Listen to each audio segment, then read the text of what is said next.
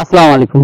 আমার আরেকটা নতুন ভিডিওতে আপনাদের স্বাগতম। আমি আপনাদের কথা দিয়েছিলাম যে কৃষি কেন্দ্রিক যে তথ্যগুলো এই চ্যানেলের মাধ্যমে শেয়ার করে থাকবো, তারই ধারাবাহিকতায় আজকে আমরা এসেছি এক কৃষকের কাছে ধানের যে সমস্যাগুলো সেগুলো জানার জন্য এবং তার সমাধান দেওয়ার জন্য।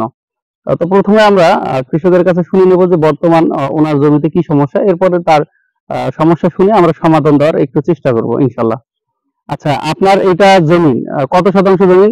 ৪৫ 45 শতাংশ। ৪৫ জমি। 45 শতাংশ জমিন। এইখানে আপনি এই মুহূর্তে আপনার জমিতে কি কি সমস্যা দেখতে পাচ্ছেন? এই মুহূর্তে সমস্যাটা দেখতে পাচ্ছি, ধানের পাতা মোড়ানি হয় ভিতর পোকা। আচ্ছা, পাতা মোড়ানি হয় ভিতর পোকা, এইটাই দেখছি। আর এর আগে মাজরা সিস্টেম এরকম কিছু দেখা গেছে। এর আগে কিছুটা মাজরা ছিল, দেখা গেল যে আপনার দেখা গেছে। তারপর স্প্রে করা হয়েছে, স্প্রে করার পর মাজরাটা এই মুহূর্তে কম। মাজরা নাই, কিন্তু এখন পাতা মরানোর সমস্যাটা এই মুহূর্তে। সমস্যা বা ভিতর বড় বড় পোকা দেখা যাইতেছে। আচ্ছা, আর মূল সমস্যা এটা। ধন্যবাদ। ওনার সমস্যা আপনারা শুনতে পারলেন যে প্রথম সমস্যা হচ্ছে যে ওনার যে পাতা মরানো পোকার যে সমস্যা সেটা আপনারা শুনতে পারলেন। আর এই পাতা মরানোর জন্য বিভিন্ন কোম্পানির কীটনাশক, কিন্তু ভালো মানের কীটনাশক বের হয়েছে, যে লুফেনিন গ্রুপগুলো রয়েছে সেগুলো যদি আপনার ব্যবহার করেন, যে কোনো কোম্পানির লুফেনিন, তারপর হচ্ছে কাট আপ গ্রুপের কীটনাশক, সেটা মাজরাও মারা যাবে, প্লাস দেখা যাচ্ছে আপনার এই পাতা মরানো যাবে।